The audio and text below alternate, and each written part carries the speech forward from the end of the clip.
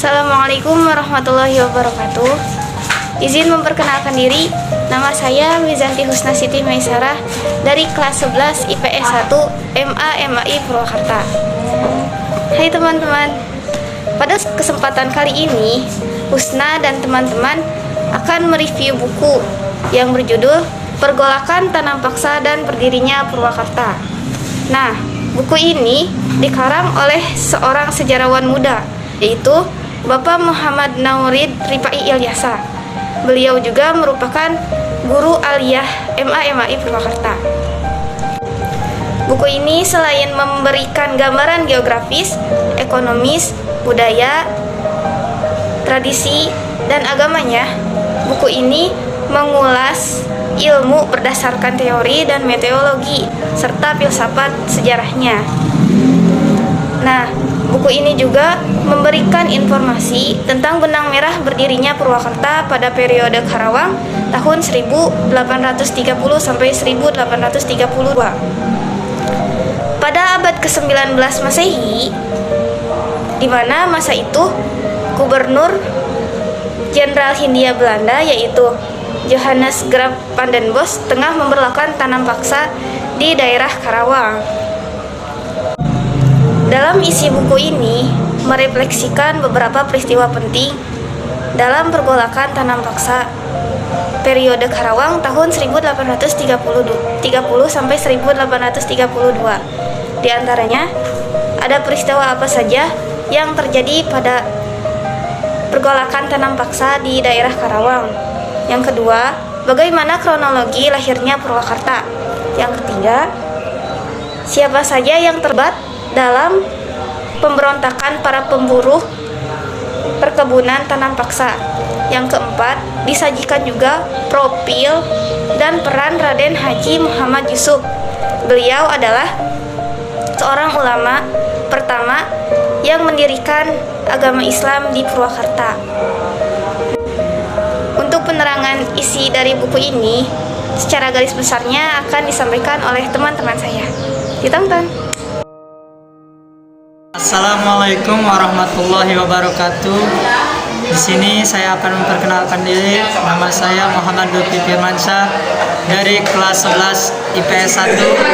Saya akan meneruskan mereview tentang pergolakan tanam paksa dan berdirinya Purwakarta.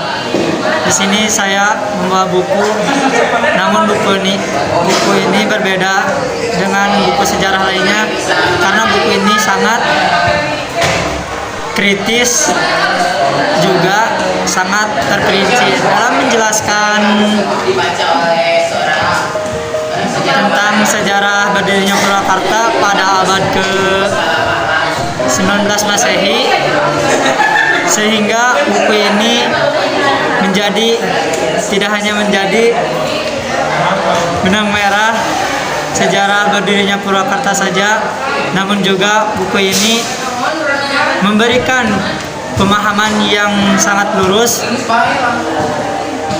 kepada pembaca yang mengenai tentang sejarah pergolakan tanam paksa berdirinya Purwakarta, dan akan dihadirkan sejumlah sumber-sumber asli.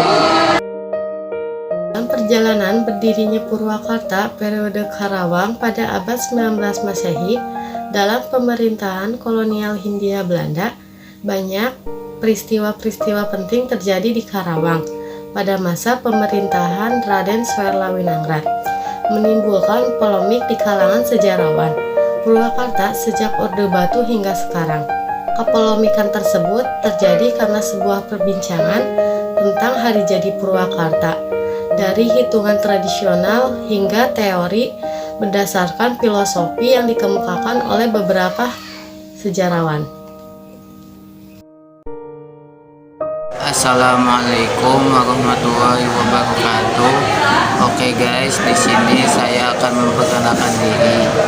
Nama saya Nahdi Sidik dari kelas 11 IPS 1. Di sini saya akan meneruskan mereview buku dari beberapa teman saya yang berjudul tentang pergolakan tanam paksa dan berdirinya Purwakarta. Selain itu, peristiwa pemberontakan menimbulkan kesimpangsiuran. Banyak peneliti yang mengatakan bahwa peristiwa tersebut hanyalah bohong. Berbagai teori dituliskan dalam buku karya mereka, baik untuk konsumsi pribadi ataupun diterbitkan secara publikasi. Assalamualaikum warahmatullahi wabarakatuh. Perkenalkan, nama saya Husni Nurul Aini dari kelas 11 IPS 1. Di sini saya akan melanjutkan mereview buku yang berjudul Pergolakan Tanam Paksa dan Berdirinya Purwakarta. Jadi, dalam buku ini juga terdapat beberapa macam-macam untuk menjadi sejarawan. Yang pertama adalah ketertarikan terhadap sejarah. Yang kedua, menjelaskan bagaimana seorang sejarawan itu. Dan yang ketiga, menjelaskan jenis-jenis sejarawan. Nah, di dalam buku ini di dalam buku ini juga dapat kita ketahui bahwa jenis-jenis sejarawan itu ada 3 macam. Yang pertama, sejarawan profesional, yaitu seorang ahli sejarah yang memiliki pekerjaan sesuai ahli di bidangnya.